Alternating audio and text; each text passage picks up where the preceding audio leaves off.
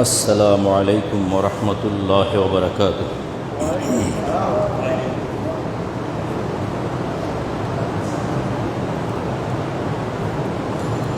الحمد لله نحمده ونستعينه ونستغفره ونؤمن به ونتوكل عليه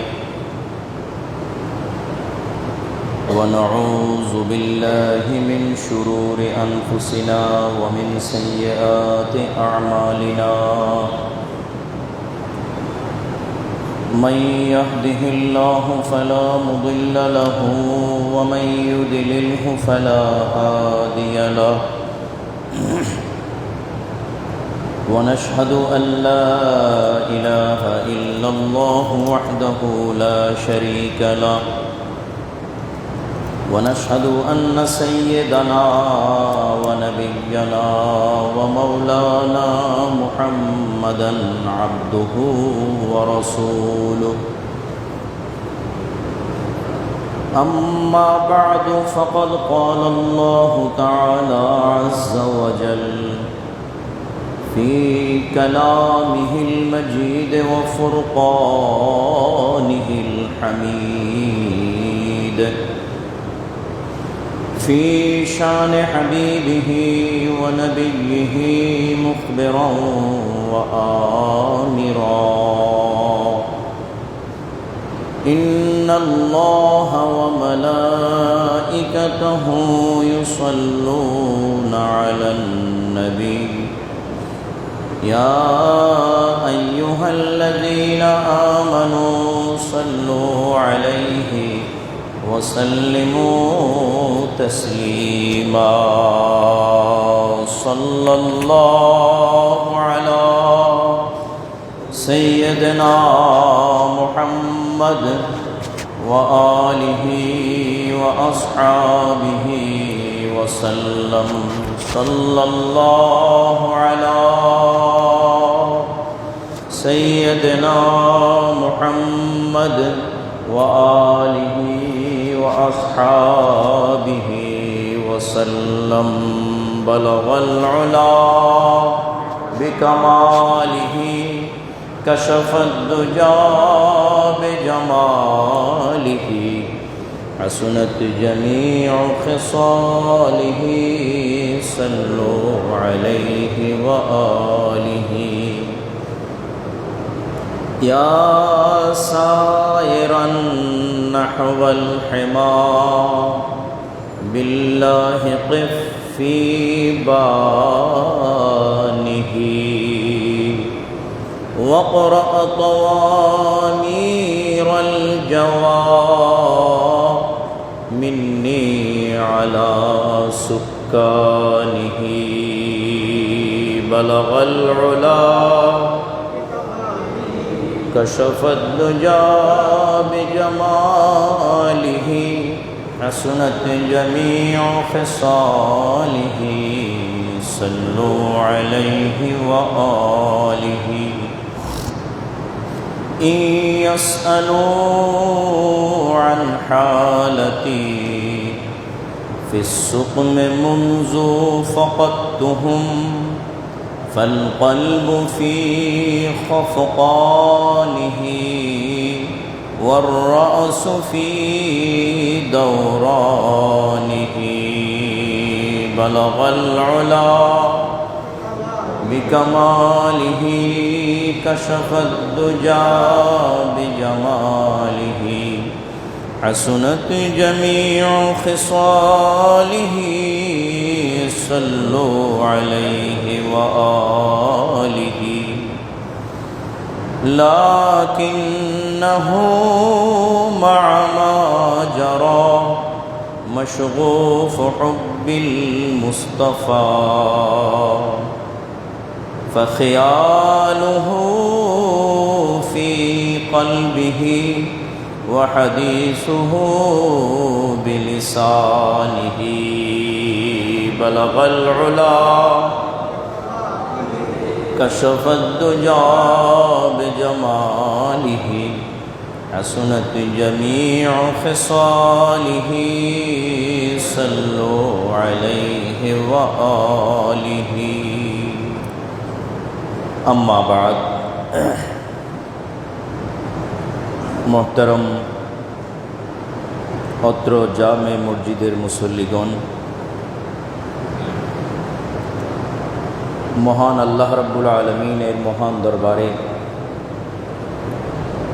असंख्य बार शुक्र आदाय करछि। आल्लाहर प्रिय हबीब आमादेर प्रिय नबीजी दो जहानेर सरदार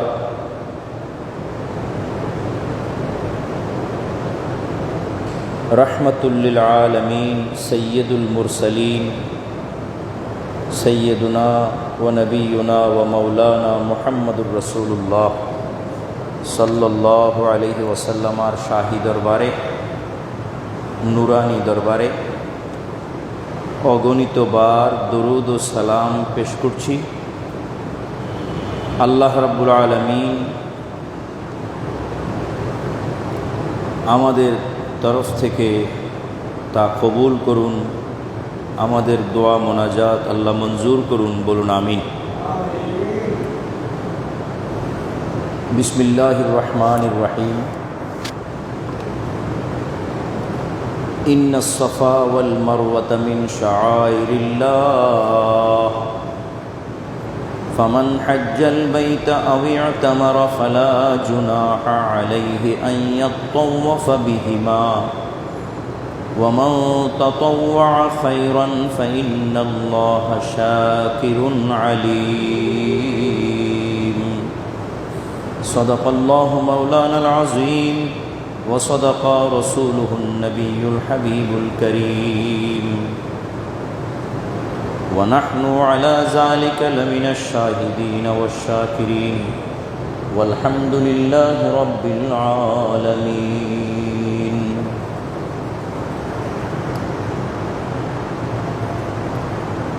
প্রিয় হাজরিন,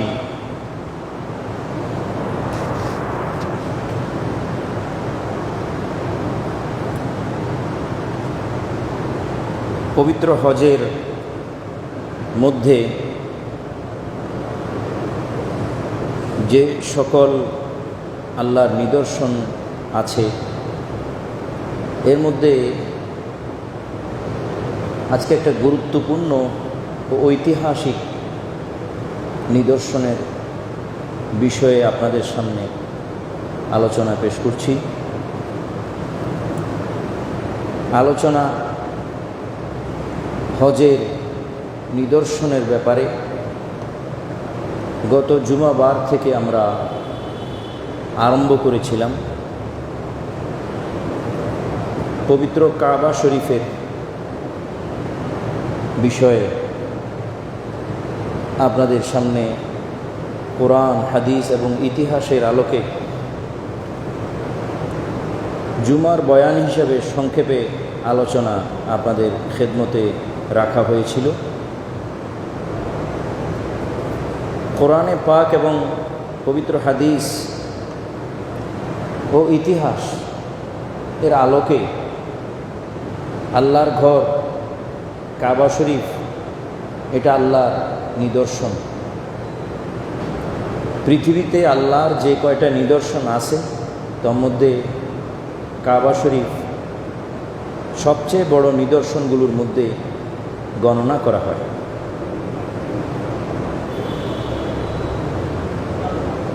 কাবা শরীফের আঙ্গিনা, চতুর্পার্শ্বের বেশ কিছু জায়গা, এলাকা, যেটাকে মাতাফ বলা হয়, যেখানে তাওয়াফ করা হয়। নির্ভরযোগ্য সূত্র মতে এই জায়গায় 390 জন নবী রসুলের কবর এখানে আছে। এখানে নবী রসুলগণ তাদের জামানায়, তাদের আমলে তাওয়াফ করেছিলেন। সৈয়দনা বাবাজান হযরত আদম আলাইহিস ওয়াসাল্লাম এই জায়গায় আল্লাহর ঘর তাওয়াফ করেছিলেন। এমনকি আল্লাহর বিশেষ বান্দা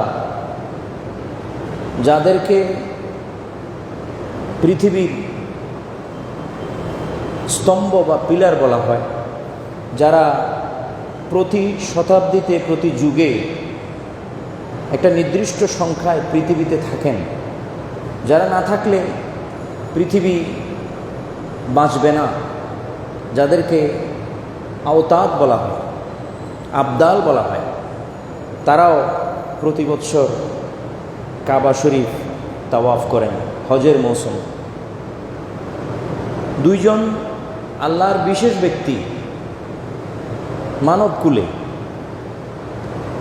যাদের একজন তো নবী হওয়ার ব্যাপারে কোনো সন্দেহ নেই, আর অপরজন নবী হওয়ার ব্যাপারে মতবিরোধ আছে, ইখতিলাফ আছে। কেউ বলেন তিনি নবী, আবার কেউ বলেন তিনি আল্লাহর ওলি, নবী পর্যন্ত তিনি নন।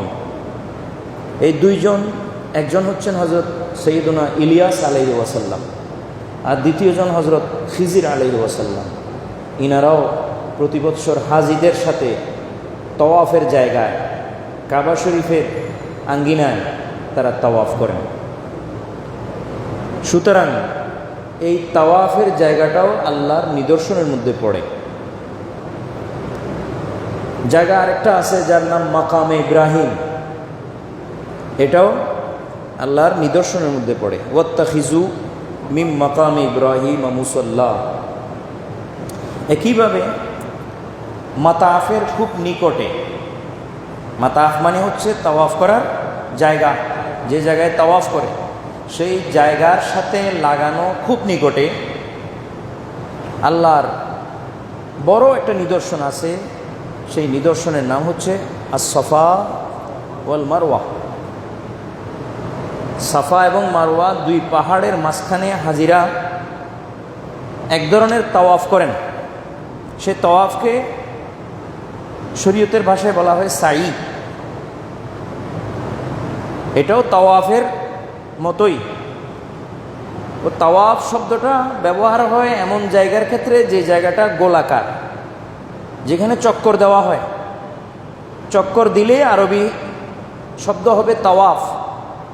আর যদি সোজাসুজি লম্বালম্বি কোনো জায়গা, একবার একদিক থেকে আরেক দিকে যাইয়া আবার উল্টো দিক থেকে আগের জায়গায় আসা, এটাও দেখতে তাওয়াফের মতো দেখাইলেও যেহেতু এটা লম্বালম্বি, তাই এটাকে বলা হয় সাই। সাই বাইনা সাফা ওয়াল মারওয়া। তো যদি আপনি আমাকে বলেন, আপনারা বা আপনি আমাকে বলেন যে যদি সেটাকে সাই বলা হয়, তা আপনি আবার এটাকে তাওয়াফ কেন বলতেছেন? আপনি তো সাইও বলতেছেন এটাকে, আবার তাওয়াফও বলতেছেন, একটু বেশ কম করে তাওয়াফও বলতেছেন। আমি তাওয়াফ বলতেছি যে এখানে আল্লাহ তাআলা কোরআনে মজিদে আইয়াত তাওয়াফা শব্দ আনছেন। আমি কোত্থেকে বললাম? আল্লাহ বলছেন যে সেই কথাটা আমার মুখ দিয়ে আমি বলতেছি। এটা তো শব্দটা আসলে বলছেন কে? আল্লাহ। ফালা জুনাহা আলাইহে আইয়াসআ তো বলেন নাই, আল্লাহ তো বলেন নাই যে আইয়াসআ, আল্লাহ বলেছেন আইয়াত তাওয়াফা বিহিমা। আয়াতটা তর্জমা শুনেন, ইন্নাস সাফা ওয়াল মারওয়াতা, নিশ্চয়ই সাফা পাহাড় এবং মারওয়া পাহাড়, মিন শাআইরিল্লাহ, আল্লাহর নিদর্শনের মধ্যে অন্তর্ভুক্ত, আল্লাহর নিদর্শনের মধ্যে অন্তর্ভুক্ত। ফামান হাজ্জাল বাইতা আও ইতামারা, সুতরাং যে বাইতুল্লাহ শরীফ অর্থাৎ কাবা শরীফে হজ করে অথবা উমরা করে, যে ব্যক্তি কাবা শরীফের হজ করে অথবা উমরা করে, ফালা জুনাহা আলাইহি আন ইয়াতাওয়াফা বিহিমা, তার জন্যে বা তাদের জন্য কোনো ক্ষতির বিষয় নয়, কোনো ক্ষতি হবে না সাফা এবং মারওয়া পাহাড়কে তাওয়াফ করা। সাফা এবং মারওয়া পাহাড়ে সাই করাতে কোনো দোষ নাই। প্রশ্ন হতে পারে যে দোষের বিষয়টা কেন আসলো, দোষের কি আছে? দোষের কি আছে? তাহলে শান নজুলে যেতে হবে। যখন ইসলাম ধর্ম প্রচার প্রসার আরম্ভ হলো, মদিনা শরীফ প্রতিষ্ঠা হয়ে গেল এবং এরপরে হজ ফরজ হইল। রসুল পাক সাল্লাল্লাহু আলাইহি ওয়াসাল্লাম জীবনে তো একবারেই হজ করেছিলেন বিদায়। তো সেই হজের সময় সাফা মারওয়া পাহাড়ে সাই করার বিষয়টা হজের আনুষ্ঠানিকতা হিসেবে এটা হাজিদেরকে করার ব্যাপার আসলো। হাজিরা এটা করতে হবে, এই বিষয়টা আসলো। আসার পরে যারা তখনকার সময় জাহিলি যুগের লোক ছিলেন, পরে মুসলমান হয়েছেন, আল্লাহর নবীর সাহাবী হয়েছেন, তাদের কেউ কেউ এই বিষয়টা সাই বাইনা সাফা ওয়াল মারওয়া, সাফা মারওয়ার মাঝখানে সাই করাটাকে, এই বিষয়টাকে কেউ কেউ অপছন্দ করলেন। হ্যাঁ, কিতাবে আসতেছে যে কানাল মুসলিমুনা ইয়াতাহাররাজুনা আন ইয়াতুফু আন ইয়াতাওয়াফু বাইনা সাফা ওয়াল মারওয়া লিআন্নাহুম ইয়াজুন্নুনা আন্না তাওয়াফা বাইনা সাফা ওয়াল মারওয়া মিন উমুরিল জাহিলিয়াতি আল্লাতী ইয়াজিবু তারকুহা। এটা কিতাবের রেওয়ায়েত, বর্ণনা। মানে হচ্ছে যে মুসলমানরা যখন ইসলাম ধর্মে হজ ফরজ করা হয়েছিল, তখন হজ করতে গিয়ে সাফা মারওয়ার তাওয়াফ করাটাকে তারা অপছন্দ করতেছিলেন। তাদের ধারণা যে এটা হলো জাহেলি যুগের একটা আচরণ, এটা ইসলামের গুরুত্বপূর্ণ একটা বিধান, হজের মধ্যে এটা কেন আসবে? এটা জাহেলি যুগের একটা বিধান। এবার জাহেলি যুগের বিধান কেন, এটা লাগতেছে না? মুসলমানরা মনে করতেছেন যে এটা জাহেলি যুগের একটা নিয়ম। এখন জাহেলি যুগের নিয়ম কি কারণে?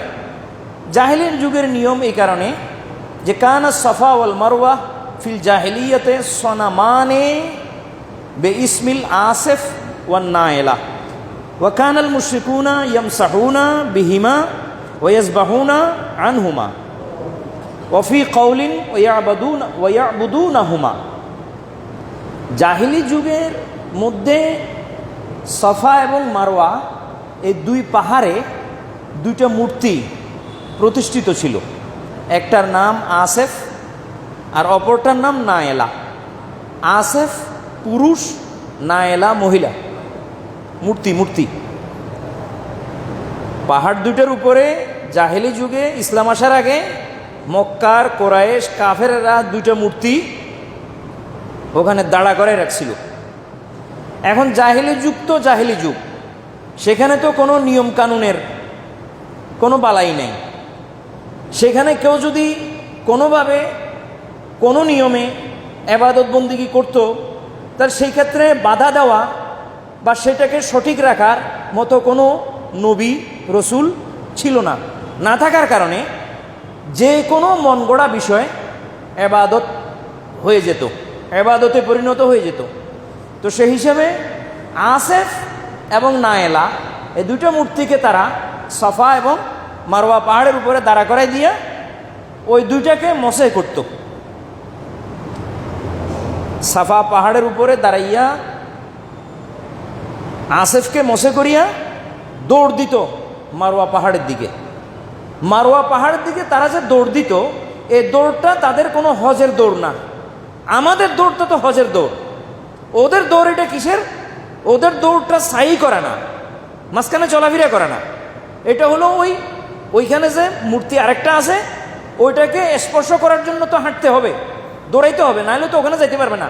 তো ওই মূর্তি ওইটার প্রতি যাওয়ার জন্য তারা সাফা থেকে আরেক দৌড় মারত। ওই দৌড়ে মারওয়া পাহাড়ের উপরে যে নায়েলা মূর্তি আছে ওইটাকে স্পর্শ করে আসতো। এইভাবে তারা একবার যাইতো আবার আসতো, একবার যাইতো। এটাও তো আমাদের সাইর মতোই দেখাইতো, দেখতে আমাদের সাইর মতোই দেখাইতো। তো এটা মুসলমানদের মনে পড়ছে যে ওরাও তো এরকম দৌড়াইতো মূর্তিগুলোকে স্পর্শ করার জন্য। তো সেই কানুন, সেই নিয়মটা আমাদের হজের মধ্যে কেন আসবে?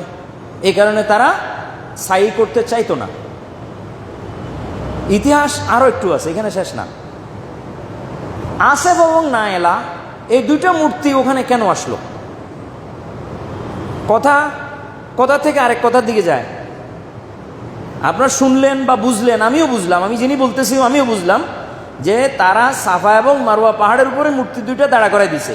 এখন এটার ইতিহাস কি? মূর্তি এখানে আসলো কেন? এটার পিছনের কারণ কি? এটার পিছনের কারণ হলো যে নায়েলা এবং আসেফ এই দুইটা মশহুর মূর্তি, প্রসিদ্ধ মূর্তি জাহেলি যুগে। এরা ওগুলা দাঁড়া করাইছে কিভাবে? যে রাওয়ায়াতে আসতেছে কানা রাজুলান ওয়া ইমরাতান, এগুলো আসলে মূর্তি ছিল না, এগুলো আসলে দোনোজনেই মানুষ ছিল। বিষয়টা খুব স্পর্শকাতর এবং খুব ইন্টারেস্টিং, খুবই ইন্টারেস্টিং। এই দুইজন কি ছিল? মানুষ ছিল, একজন পুরুষ আর একজন মহিলা। মূর্তির নাম যে আসেফ আর নায়েলা, এই দুইজন আসলে মূর্তির নাম নয়, এগুলো মানুষের নাম, মানুষই ছিল। এই আসেফের মূর্তিটাকে আসেফ বলা হইতো। আসেফ যখন ব্যক্তি ছিল তখন তার নাম আসেফ ছিল, মূর্তি হওয়ার পরেও কি হয়েছে? আসেফ নাম রয়ে গেছে। নায়েলাও একজন মহিলা ছিল, ওই মহিলা মূর্তি হয়ে যাওয়ার পরে তার নাম নায়েলায় রাখি দিছে। এখন মূর্তি হইল কেন? তারা মূর্তি হওয়া মানে পাত্তর হয়ে যাওয়া। তো রেওয়ায়তে আসতেছে যে কানা রাজুলান ওয়া ইমরাতান, তারা দুইজনে, একজন পুরুষ আর একজন মহিলা, মানুষ ছিল, ব্যক্তি ছিল, পাথর ছিল না। কানা আশেখানে বাইনাহুমা, তারা পরস্পর একে অপরের আশেক ছিল, একে অপরের মাহবুব ছিল, মহব্বতকারী ছিল, ভালোবাসতো একে অপরকে। ভালোবাসার তাদের অবস্থা এতটুকুন পর্যন্ত গিয়ে পৌঁছে, তারা কাবা শরীফের ভিতরে, দাখিলাল কাবার ভিতরে তারা গিয়ে, উভয়ে গিয়ে মানুষের অগোচরে তারা কাবার ভিতরে গিয়ে জেনা করছে, ব্যভিচার করছে। তো কাবার ভিতরে তখনও মূর্তি ছিল যখন তারা এই কাজ করে। এখন মূর্তি থাকুক না থাকুক, কাবার ভিতরে ঢুকে, কাবা তো আল্লাহর ঘর, মূর্তি ঢুকলেও তো আল্লাহর ঘর আছে, আল্লাহর ঘর হিসেবেই তো আছে। রসুল সাল্লাল্লাহু আলাইহি ওয়াসাল্লাম মক্কা বিজয়ের আগ পর্যন্ত মক্কা শরীফে যতদিন ছিলেন, হুজুর সাল্লাল্লাহু আলাইহি ওয়াসাল্লাম হিজরত করার আগ পর্যন্ত মূর্তি ভিতরে ছিল। হুজুর মক্কা বিজয় করার পর, মদিনা শরীফ থেকে আসিয়া মক্কা বিজয় করার পর ভিতর থেকে মূর্তি বাহির করে পরিষ্কার করার আগ পর্যন্ত কি ছিল? মূর্তি ভিতরে ছিল। তাহলে হুজুর যতদিন নামাজ আদায় করছেন মক্কি জীবনে, মক্কা থাকা অবস্থায়, তখন এই মূর্তিওয়ালা কাবাকে সামনে নিয়েই নামাজ পড়তেন। হুজুর কেবলা মনে করে নামাজ পড়তেন, আর ভিতরে কি ছিল? মূর্তি ছিল। তো হুজুর কি মূর্তিকে ইবাদত করছেন? যে না, হুজুর কাবাকে সামনে নিয়ে আল্লাহর ইবাদত করছেন, কাবাকে সামনে নিয়ে আল্লাহর ইবাদত করছেন। তো এতে বোঝা যায় যে কাবার ভিতরে মূর্তি থাকলেও এটা আল্লাহর ঘর, এখান থেকে আল্লাহর ঘর এই মর্যাদা থেকে দূর হয়ে যায় না। আল্লাহর ঘর আল্লাহর ঘরেই থাকে। আল্লাহর ঘর কি থাকে? তার মানে হলো আপনার ঘরে ইঁদুর প্রবেশ করছে, এই জন্য আপনি ঘর ছাড়ি দিয়ে চলে যাবেন, না ইঁদুর বাহির করবেন? কোনটা? ঘরের মালিক ঘর ছাড়ি দিয়ে চলে যাবে? তাহলে এইটাকে মিলান, আল্লাহর ঘরে মূর্তি ঢুকছে, এই জন্য কি আল্লাহ ঘর ছাড়ি দিবে, নাকি ঘর থেকে মূর্তি বাহির করা হবে? ঠিক ওইটাই করা হয়েছে, ঠিক কিনা? তো ঠিক এইভাবে কাবা শরীফের ভিতরে এই দুই পুরুষ মহিলা জেনা ব্যভিচার করছে, অন্যায় করছে। তো এটা কাবা শরীফের বেহুরমতি হয়েছে না? হ্যাঁ, আল্লাহ তাআলা সাথে সাথে ধরছেন, ধরে ওই দুইজনকে পাথর বানাই দিয়েছেন ওইখানেই জায়গায়। কাবা শরীফের ভিতরে কি করছেন? পাথর বানাই দিয়েছেন। আমাদের তো এই আযাব আসে না, এই আযাব আমাদের আসে নাকি?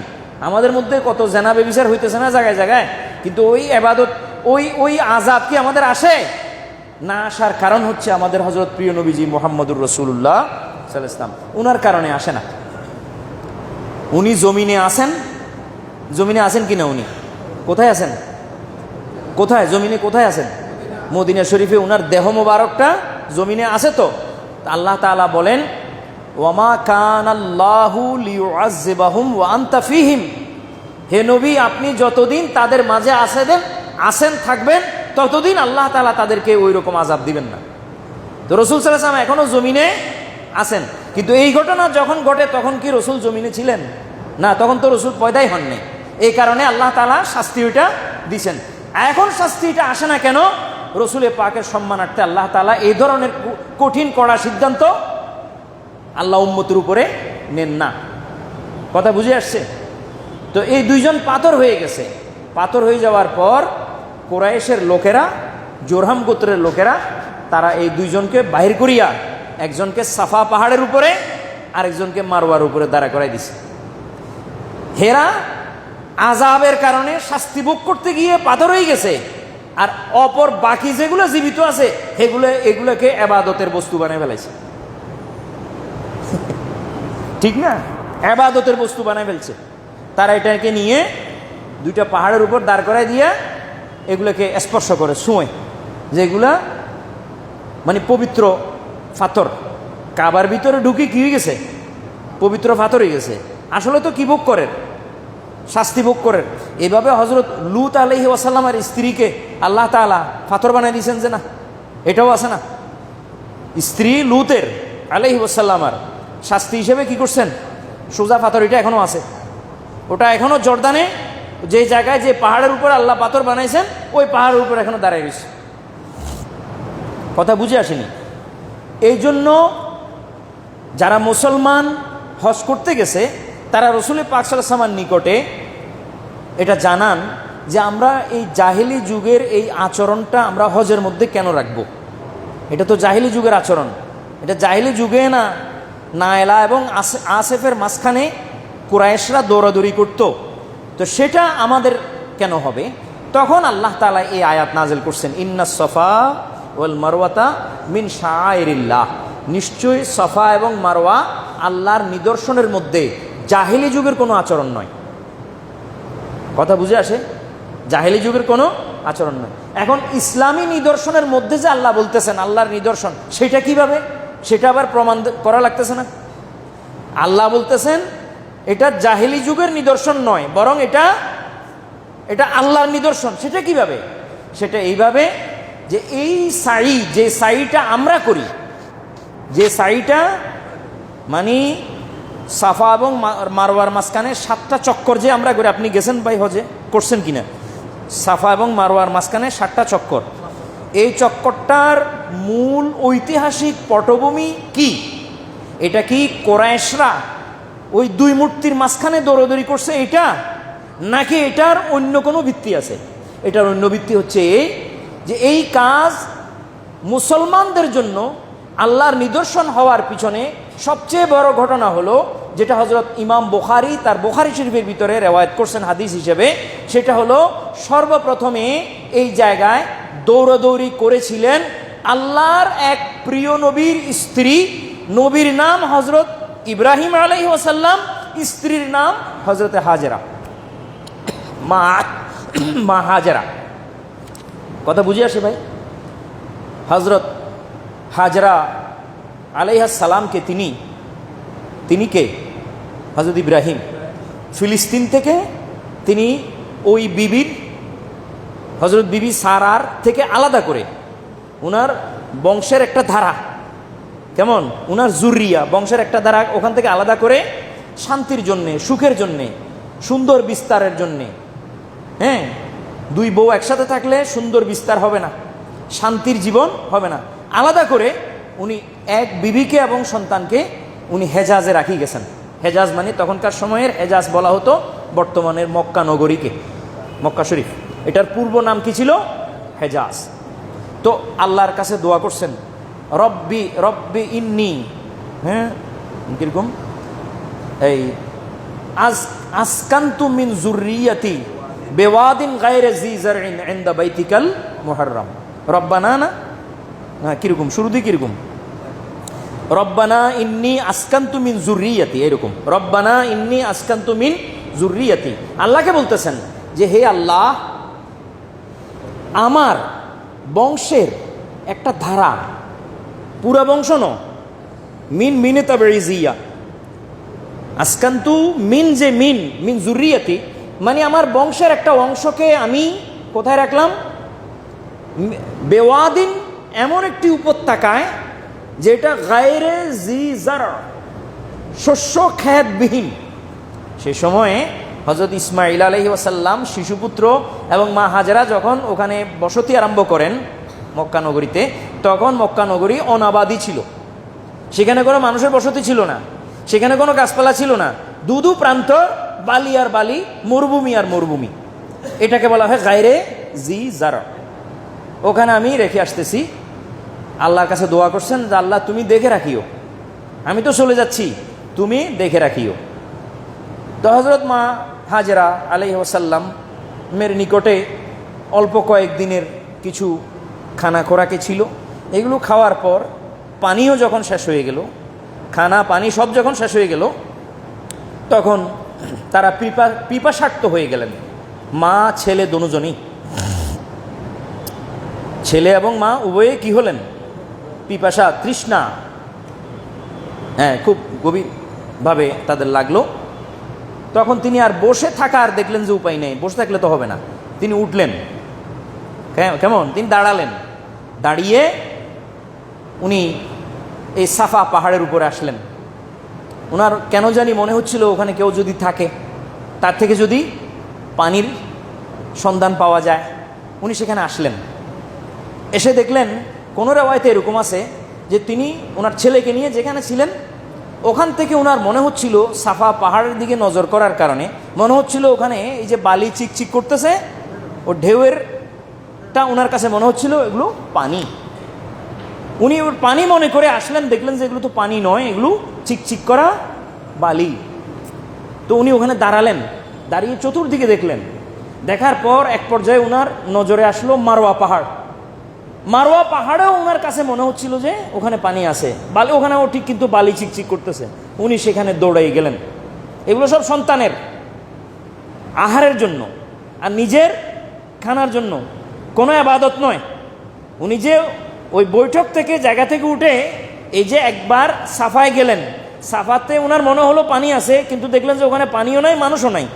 আবার যে ওখান থেকে মারওয়ায় দৌড়াইলে গেলেন, সেখানেও দেখলেন যে পানি নাই। আবার সে সাফা পাহাড় থেকে একবার বাইতুল্লাহর দিকে নজর করেন, আবার উনি মারওয়া পাহাড় থেকে মারওয়া থেকে বাইতুল্লাহর দিকে নজর করেন, আবার নজর সাফার দিকে করেন। দেখা যায় ওখানে ওনার মনে হচ্ছে পানি আছে, উনি আবার দৌড়াই আসলেন। এইভাবে 7 বার, একবার মারওয়ায়, একবার সাফায়, আবার মারওয়ায়, আবার সাফায়, অথবা একবার সাফায় আবার মারওয়ায়। এইভাবে 7 বার উনি দৌড়দৌড়ি করার পর সর্বশেষ কোথায় হবে? সাফায়। আবার হবে লাস্ট যেটা, সেটা কোথায় হবে? সাফায়। এই সাফা পাহাড়ের উপরে তিনি দাঁড়িয়ে নিজের সন্তানের দিকে নজর পড়ল, দেখলেন ওই সন্তান যে জমিনের উপরে উনি রেখে আসছেন। তো জমিনের উপরে রেখে উনি তো আসছেন তালাশ করতে, তো জমিনের উপরে রেখে আসছেন।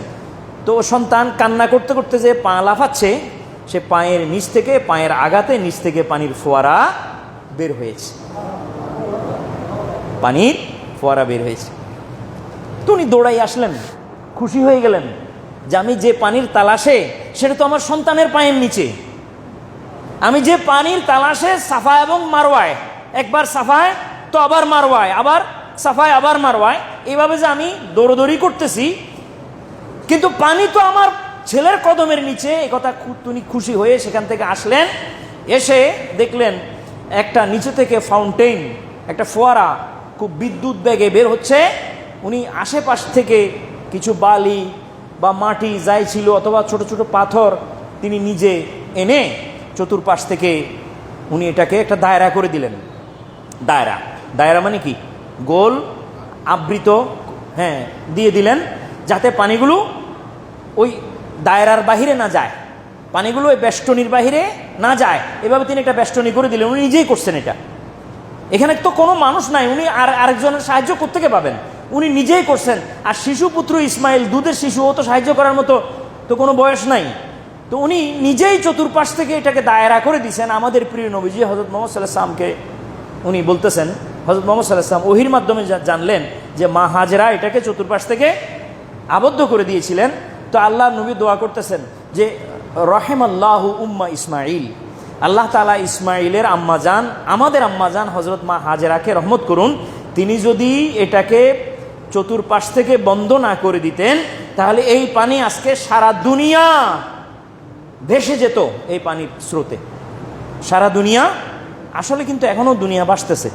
কিভাবে? হাজিরা টনকে টন, বেরেলকে বেরেল পানি উঠাইয়া সারা দুনিয়াতে নিয়ে যাচ্ছে। তো দুনিয়া ভাসতেছে না?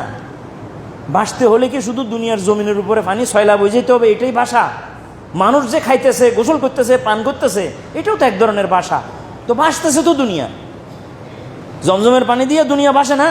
আমি তো মনে করি এই এক জমজমের পানি সারা পৃথিবীতে যদি সাপ্লাই করা হয় কোন দুনিয়ার কূপ লাগবে না। এই এক কূপ দিয়ে দুনিয়ার সমস্ত মানুষ পানি পান করতে পারবে।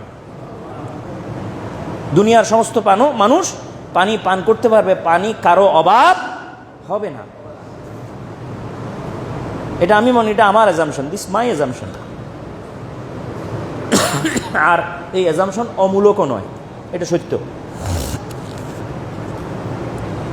এত পানি আল্লাহ পাক ওখানে দিয়েছেন। গবেষকরা গবেষণা করতেছে, সে অনাদিকাল থেকে আজ পর্যন্ত গবেষণা করে এটা বের করতে পারে না যে পানিগুলো আসে কোত্থেকে। হ্যাঁ, পারবেও না।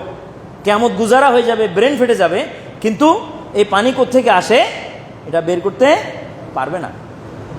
যালিকা মিন ফাদলিল্লাহ ইউতিহি মান ইয়াশা, এটা আল্লাহর ফজল, আল্লাহর দয়া। আল্লাহ যাকে ইচ্ছা তাকে দান করেন।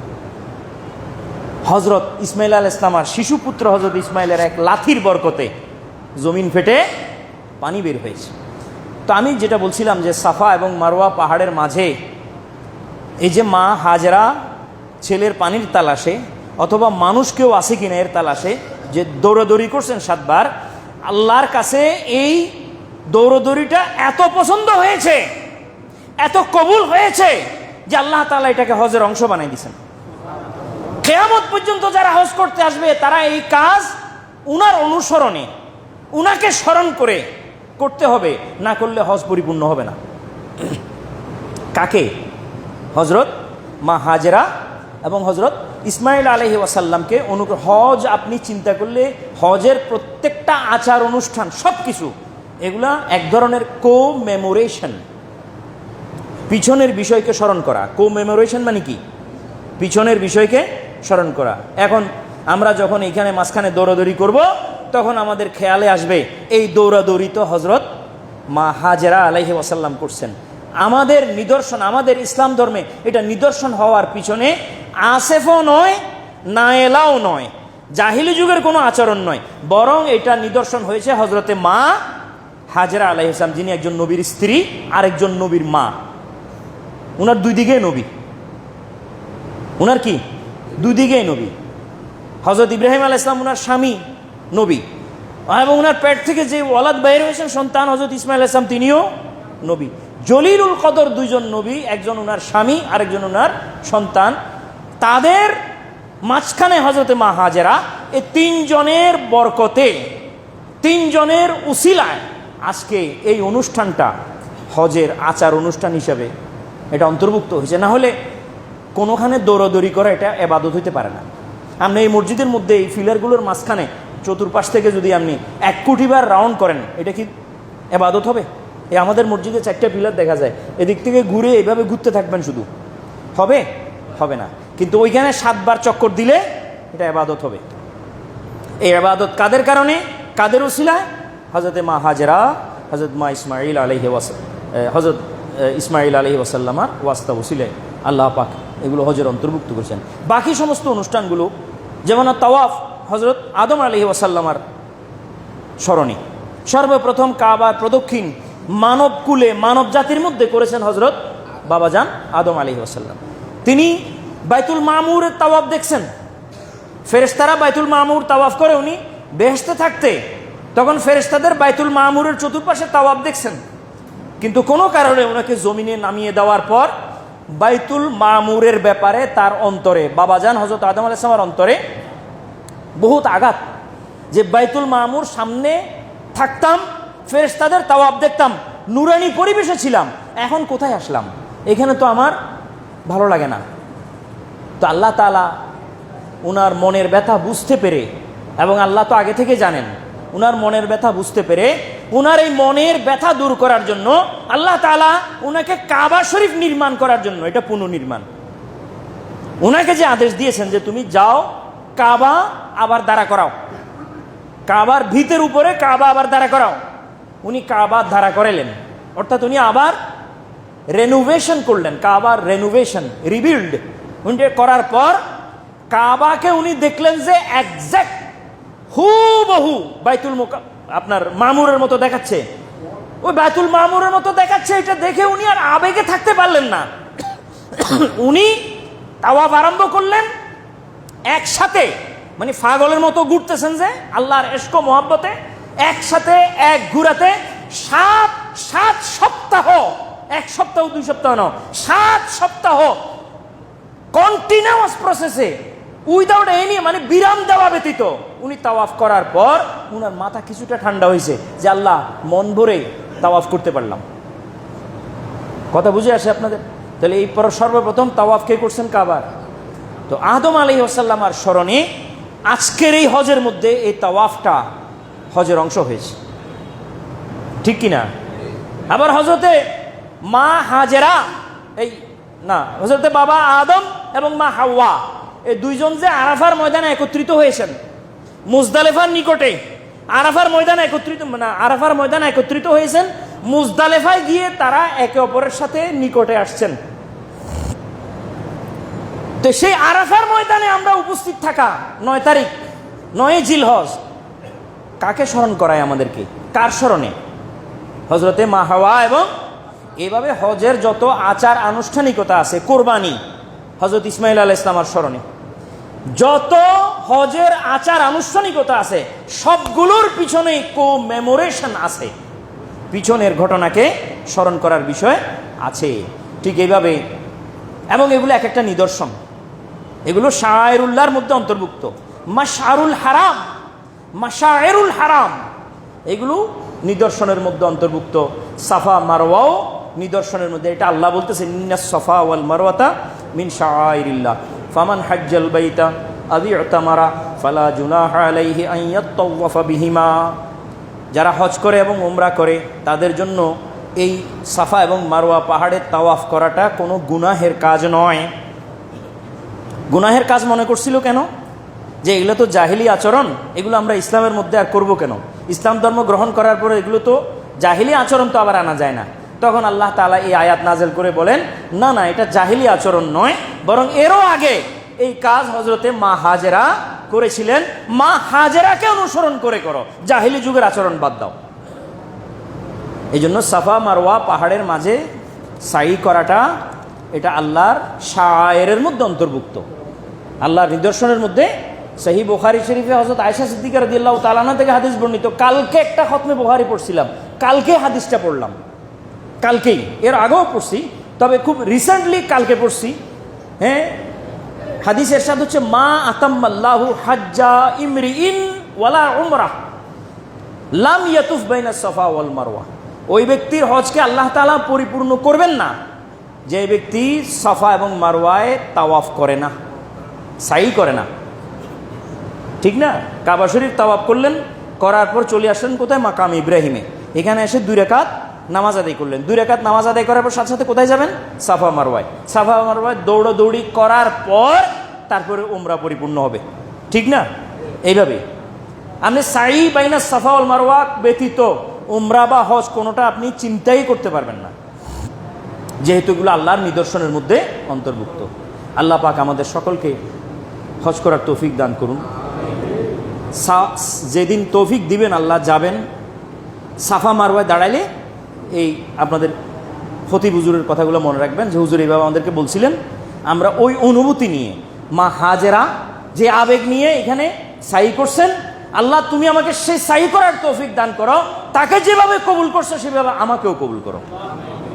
এই অনুভূতি নিয়ে হজ করলে আল্লাহর দরবারে বুজুর্গানে দিন, আম্বিয়া, নবী, রসুল এবং আল্লাহর প্রিয় ভাজন বান্দাদের মতোই আমাদের হজ কবুল হয়ে যাবে। আল্লাহ আমাদের সকলকে বোঝার এবং এর উপর আমল করার তৌফিক দিন। ওমা তৌফিক ইল্লা বিল্লাহ।